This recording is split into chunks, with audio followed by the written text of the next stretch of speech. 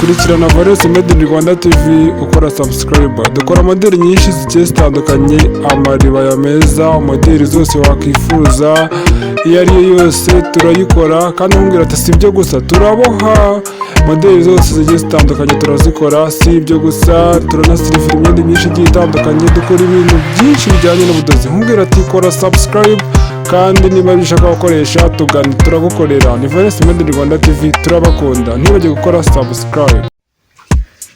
Nongeye kubasuhuza cyane mwese mukurikirana Valence Made in Rwanda TV. Uyu munsi mbazaniye indi video ya modeli z'amaribaya, modeli nziza cyane, modeli zikunzwe, modeli zigezweho. Nkubwira ati no video yanjye nimba wayishimiye, kora like, kora subscribe, kora na share, kujya muri comment aho hasi ushyiremo igitekerezo mbwira uko wayibonye. Nkubwira ngo ni Valence Made in Rwanda TV, ndabakunda cyane, komeza rero tunabateguriye.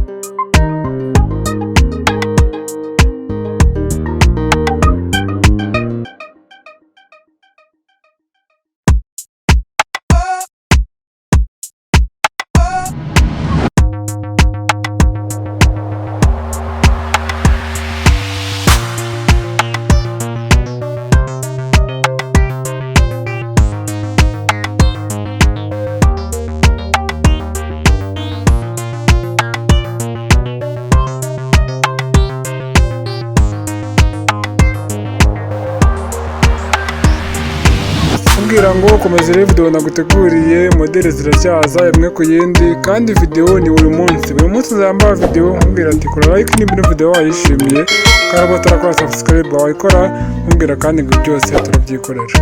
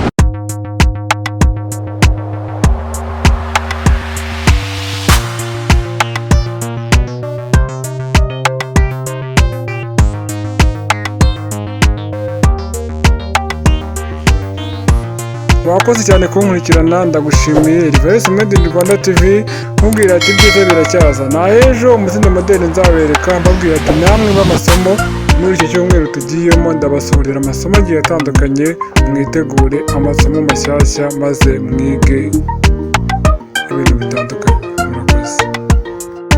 kurikirana Valence Made in Rwanda TV ukora subscribe. Dukora modeli nyinshi zigiye zitandukanye, amaribaya meza, modeli zose wakwifuza iyo ari yo yose turayikora, kandi nkubwira ati si ibyo gusa turaboha modeli zose zigiye zitandukanye turazikora. Si ibyo gusa turanasirifira imyenda myinshi igiye itandukanye, dukora ibintu byinshi bijyanye n'ubudozi. Nkubwira ati kora subscribe, kandi niba bishaka gukoresha tugana turagukorera. Ni Valence Made in Rwanda TV, turabakunda, ntibajye gukora subscribe.